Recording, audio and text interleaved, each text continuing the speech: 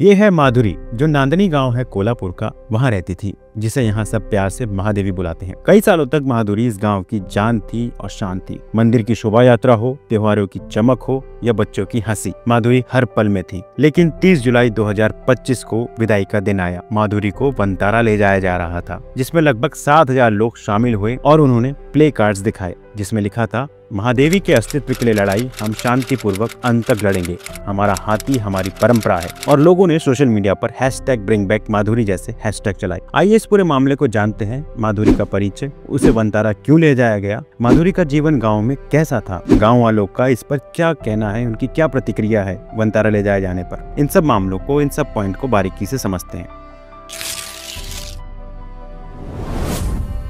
माधुरी, जिसे महादेवी के नाम से भी जाना जाता है, एक 36 साल की मादा हाथी है, जो 1992 से कोल्हापुर महाराष्ट्र के नंदनी गांव में स्वस्ति श्री जिनसेन भट्टारक पट्टाचार्य महास्वामी संस्थान जैन मठ में रह रही थी। वह गांव के लिए सिर्फ एक जानवर नहीं, बल्कि परिवार का हिस्सा और धार्मिक सांस्कृतिक पहचान का प्रतीक थी। माधुरी को मठ में धार्मिक अनुष्ठानों, विशेष रूप से पंच कल्याण महोत्सव में शामिल किया जाता था और वे बच्चों और गाँव वालों की प्रिय थी।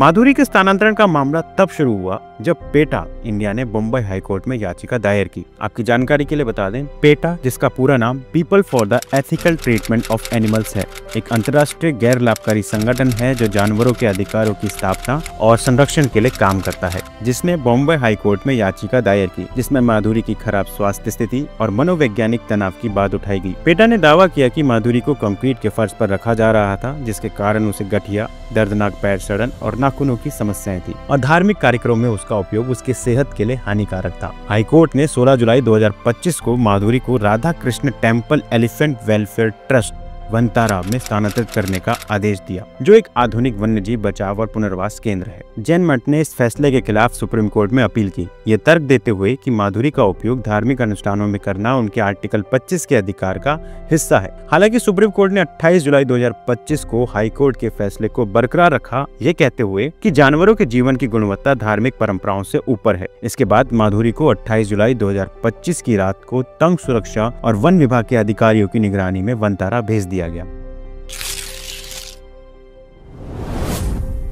माधुरी को नांदनी गांव के जैन मठ संस्थान में 36 वर्ष से अधिक समय तक रखा गया था। वह गांव के लिए गर्व का प्रतीक थी और स्थानीय लोगों, विशेष रूप से जैन समुदाय के लिए धार्मिक और सांस्कृतिक प्रतीक थी, और वह गांव की परंपराओं का हिस्सा थी। हालांकि उसका जीवन कठिनाइयों से भरा था। उसे जंजीरों में और कंक्रीट की फर्श पर रखा गया, जिसमें उसे गठिया और पैरों की समस्याएं हुई। इसके बावजूद गाँव वालों ने उससे भावनात्मक रूप से जुड़ाव रखा और उसकी अच्छी तरह से देखभाल की।